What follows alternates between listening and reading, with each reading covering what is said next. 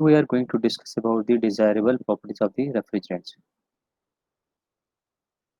Now, what are the desirable properties of the refrigerants? There can be thermodynamic requirements, there can be physical requirements, there can be chemical requirements, and there can be environmental requirements also. And we are going to discuss about these criteria only. So the first thing that comes in the desirable properties of the refrigerant is the normal boiling point.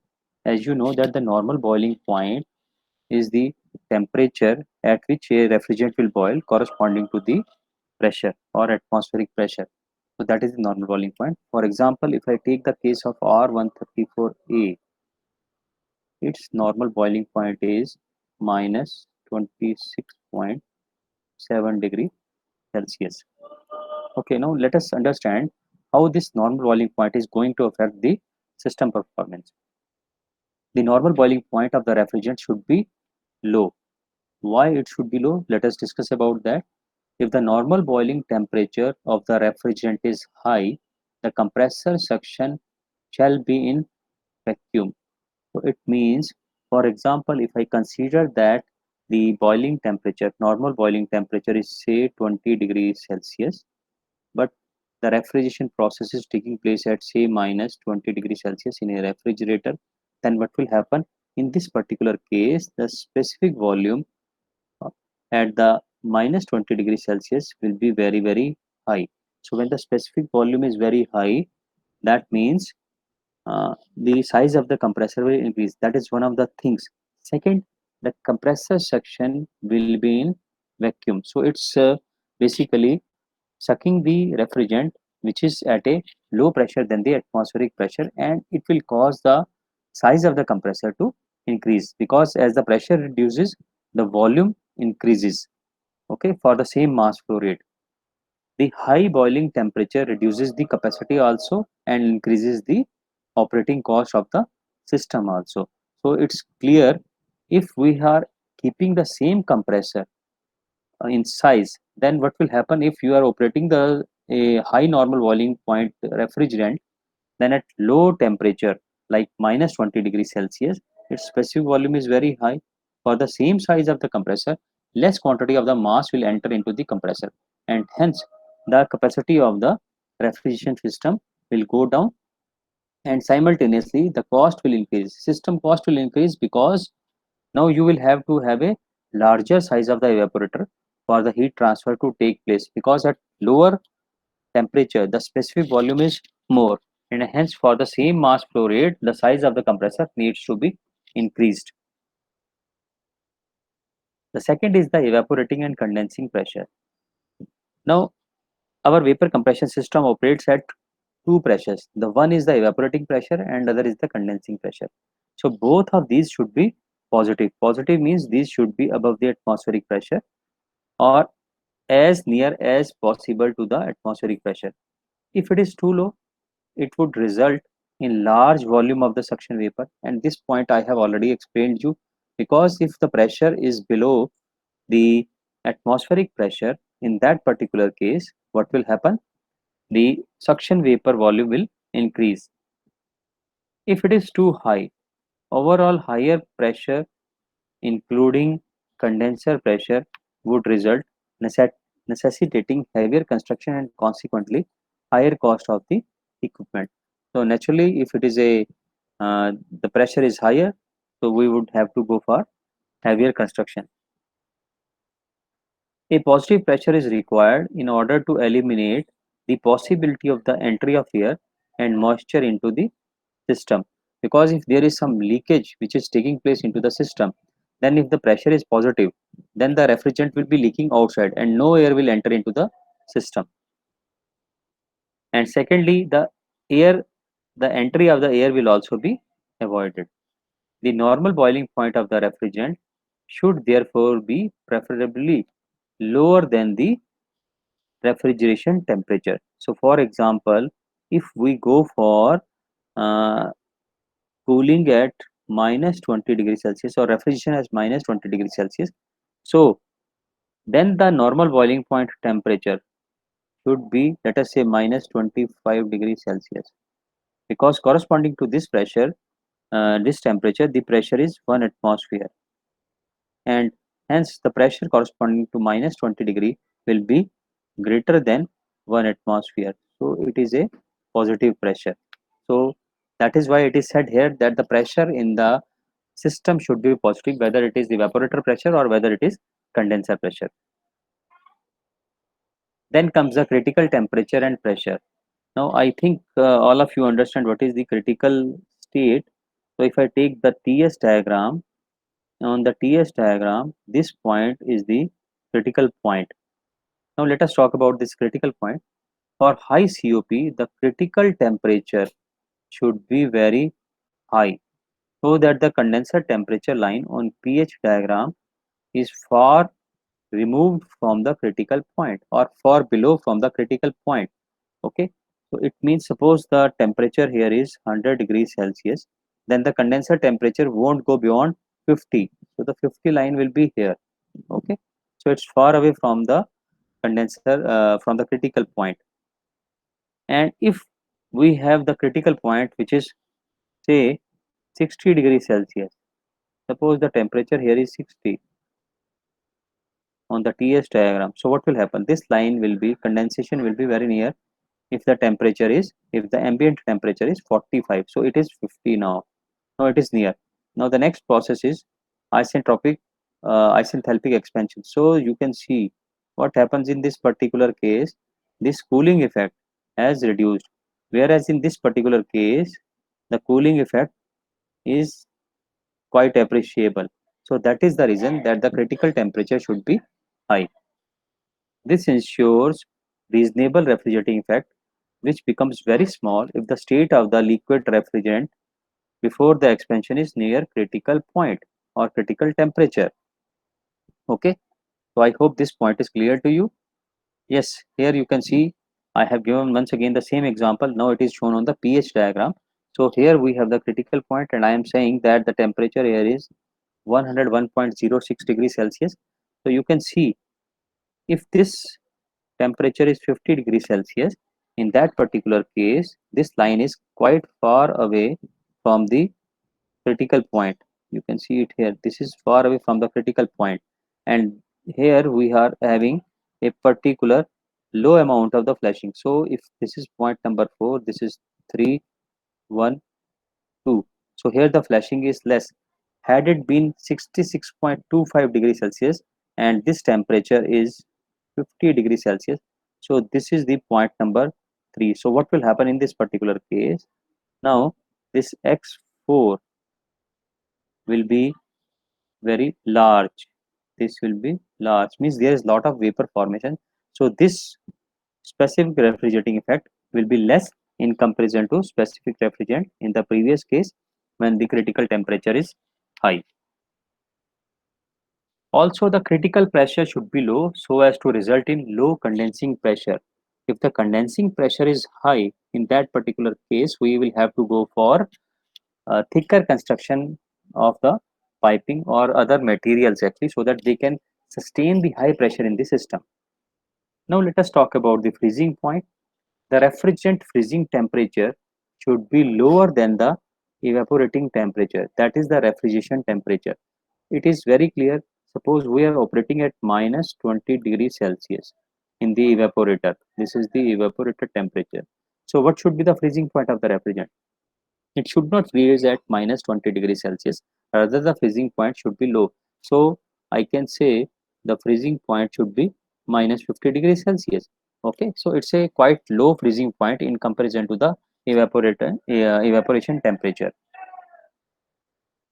Then comes the latent heat of vaporization. This is the one of the most important properties, and the latent heat of vaporization should be as large as possible so as to reduce the weight of refrigerant to be circulated in the system.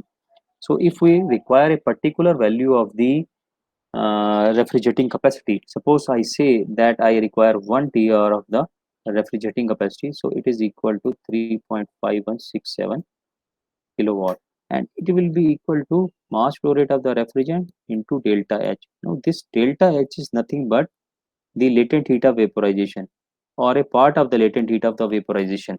Okay, so if this value is large, in that particular case, you can see the mass flow rate required to be circulated will be lesser. So this reduces the size of the system and the initial cost. So I hope this is clear. So latent heat of vaporization, I would like to tell you here is that ammonia has very large latent heat of vaporization.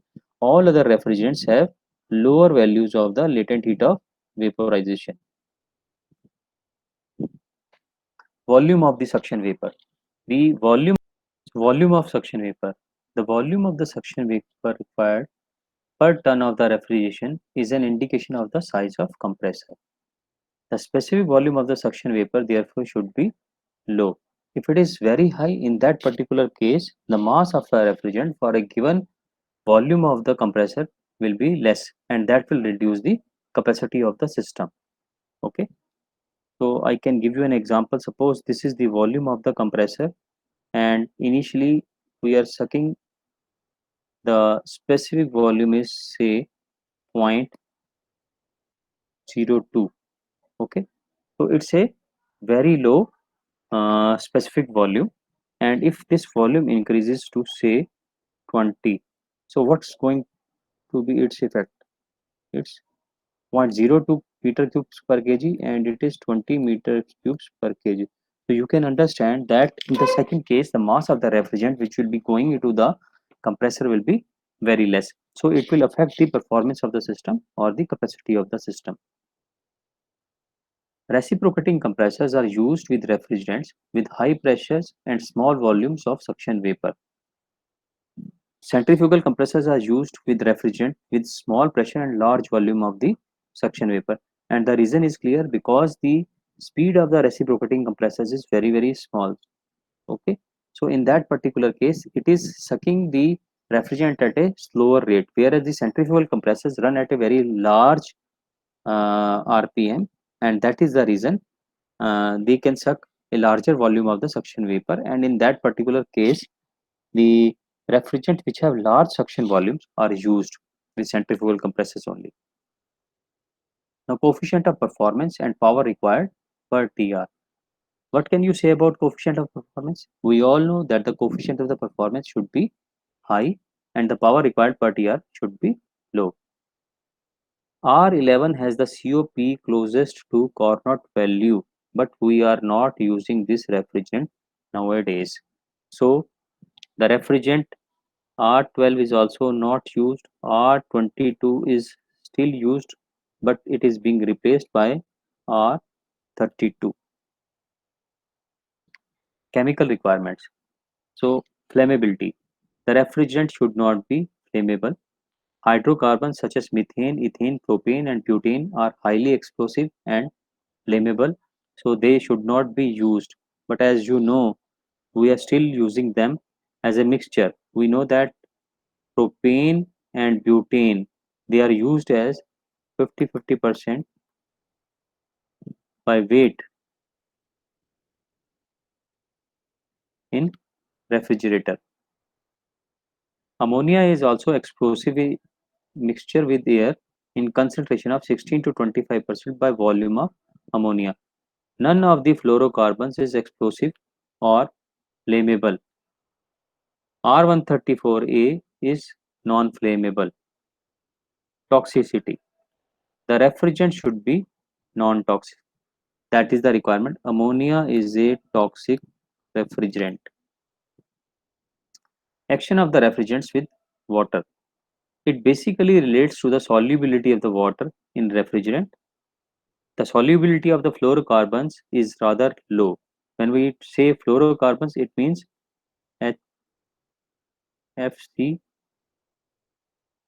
HFC, CFC, HCFC.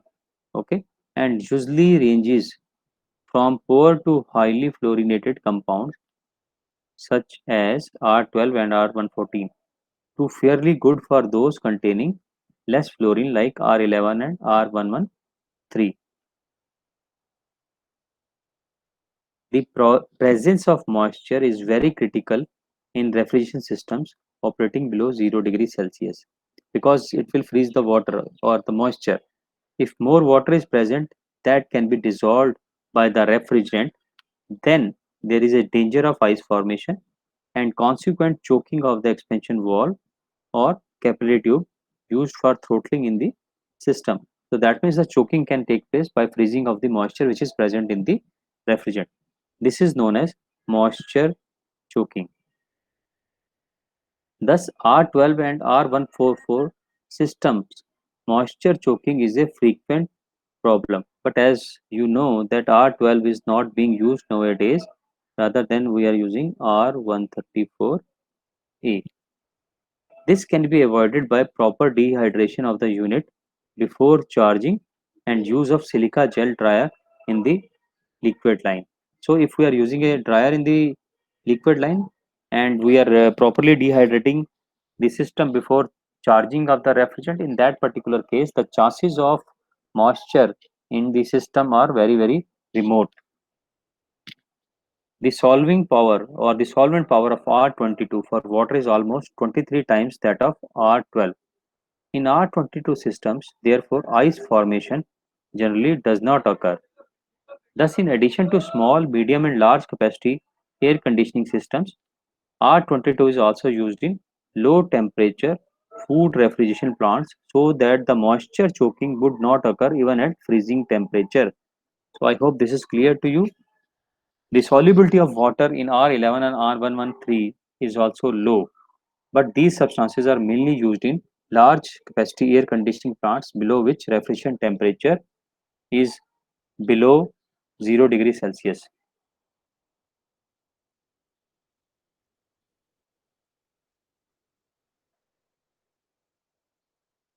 I think it should be, see, it is used in large capacity air conditioning plants in which the refrigerant temperature is below 0 degrees Celsius, is not below 0 degrees Celsius because it's the uh, air conditioning plant, and in case of a air conditioning plant, it is always above 0 degrees Celsius. In general, moisture should not be allowed to enter into the refrigeration system. Action with oil. In compressors, some oil is carried by the high temperature refrigerant vapor to the condenser and ultimately to the expansion valve and evaporator. Now, this is very important. In evaporator, as the refrigerant evaporates, a distillation process occurs and the oil separates from the refrigerant. So, oil will separate while evaporation will take place. A buildup of oil in the evaporator will result in a reduced heat transfer coefficient, oil choking in the evaporator due to restriction to refrigerant flow, and even blockage and ultimately to oil starvation in the compressor. So basically what is happening during the evaporation of the refrigerant in the evaporator, only the refrigerant will evaporate where the as the oil will remain there and it will choke the evaporator. Okay, it can even block the evaporator and it will lead to the oil starvation in the compressor, and the compressor working will also be effective. There will be more wear and tear of the compressor. The solubility behavior of a refrigerant in mineral oil may be classified as follows. So mineral oil can be immiscible with the refrigerant. That means it is not mixing in the refrigerant. It could be miscible, means it is mixing properly with the refrigerant, or it could be partially miscible, means at some temperature it will be miscible, at other temperature it may not be miscible. So it means it's partially miscible. Refrigerants that are not miscible with oil, such as ammonia or carbon dioxide, do not present any problem. So refrigerant which is not miscible is not going to pose any problem. Why? In this particular case, what we do, we use a oil separator which is installed a little bit away from the compressor in the discharge line, and the oil is separated continuously and returned back to the crankcase of the compressor. R134A, which is already in use as an alternative to R12 in domestic refrigerator, car air conditioner, etc., is also not miscible in mineral oil. But since we cannot install an oil separator in a hermetically sealed system means both motor as well as compressor are in the same casing. Okay, they are not separate, so they are within the same casing. So that is a hermetically sealed system, and they are basically the casing is welded. If it is not welded, then it is bolted. Then it is a semi hermetically sealed system. If compressor and motor are connected with the help of a pulley drive, then in that particular case it will be known as open compressor, open type of compressor. So in these cases we have to use an oil which is miscible. So that means with the hermetically sealed compressor we have to go for an oil which is miscible with the refrigerant, so that there is no problem of separation of the oil from the refrigerant. Accordingly, we are going to use a synthetic oil in R134A system, so that it is miscible in R134A. Refrigerant that are completely miscible with oil, such as R11, 12, 113, 152A, 290, 600, etc., also do not pose any problems because they are miscible. So the oil will be returned back to the compressor actually. Oil which reaches the evaporator is returned to the compressor along with the refrigerant, as it is the refrigerant oil mixture which boils in the evaporator. Thus, the miscibility of the refrigerant with the lubricating oil ensures oil return to the compressor. Any oil that gets separated in the evaporator can be returned to the compressor either by gravity or by entrainment by high velocity suction vapor. For this purpose, the evaporator exit should be above the suction line. The diameters of the suction lines are so designed that velocity of the returning gas is sufficient enough to carry away oil sticking to the walls of the tubing. However, with R22, there is partial miscibility. Refrigerant and oil are miscible at condenser temperature, but separation takes place at the evaporator temperature. One solution of problem is to install an efficient oil separator just after the compressor. So this table shows the solubility of the refrigerant and mineral oils. So you can see here there are in the first column, these are the refrigerants which are completely miscible. So they are not going to pose any problem because the oil is miscible in the refrigerant. So it will return back to the compressor. So the wear and tear of the compressor will be less. Now you see the second category is partially miscible. In case of partial miscibility, you can see there can be three categories: high miscibility, intermediate miscibility, and low miscibility. So when we have the intermediate miscibility, this creates a problem with R22 and R114. Whereas if there is low miscibility, then also there is not much problem, and if there is high miscibility, then also there won't be much problem. And in case of refrigerant like ammonia and CO2 and 134A, there is no problem because we can use a oil separator after the compressor, and oil can be returned back to the crankcase from the discharge line. Action with the material of construction. The refrigerant should not react with the materials of construction. For example, ammonia reacts with copper. Okay, so there is a reaction with the copper, so we cannot use ammonia refrigerant with the copper piping. Most of the piping used in the refrigeration system is made from copper. So because ammonia reacts with copper, so we are not going to use copper piping with ammonia. Rather, we will go for steel piping with ammonia. Fluorocarbons do not react with copper, and hence with CFCs, HCFCs and HFCs, we can go for copper piping. Now there are certain physical requirements. One is dielectric strength. The refrigerant should have high dielectric strength. That is, the refrigerant should be good electrical insulator. It should have high thermal conductivity, okay, so that the heat transfer coefficients are high, and the process of heat transfer can take place effectively. Viscosity. The viscosity of the refrigerant should be low for high heat transfer coefficient. That is one thing. Second is if the refrigerant have high viscosity, then the value of the compressor work and power will also increase, because the compressor will have to do more work with a heavy refrigerant, with a highly viscous refrigerant. Leak tendency. The leak tendency should be low. Also, the detection of the leak should also be easy, and the cost of the refrigerant should be low. So These are some of the properties. Now let us discuss about the environmental aspects. One aspect is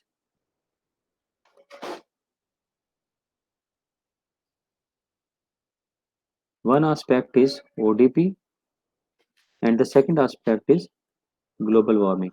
ODP stands for ozone depletion potential. Ozone depletion potential. Whereas global warming potential, GWP, stands for global warming potential. Now, what is ODP? ODP is basically ozone depletion potential, means the chlorine present in the refrigerant reacts with the ozone layer. When the refrigerant, while it leaks from the system or while during the charging, certain amount of the refrigerant always leaks during charging process also. Or when the system leaks, then also the refrigerant will leak out from the system and it will reach the ozone layer. And when it reaches the ozone layer, it reacts with the, it breaks, its molecule breaks, and the nascent chlorine is uh, produced. This nascent chlorine reacts with the ozone and converts into oxygen. So that is known as the ozone depletion. Now we have different refrigerants with different ozone depletion potential. For example, if I take R11, then the reaction of the R11 with the ozone is maximum, and we have rated it having a ozone depletion potential which is equal to 1. For R12, this value of ozone depletion potential is 0.86. For R22, the ozone depletion potential is 0.055, and so on. We have different ozone depletion potentials for different refrigerants, and we should always use a refrigerant which has zero ozone depletion potential. That is why nowadays we are using two types of the refrigerant.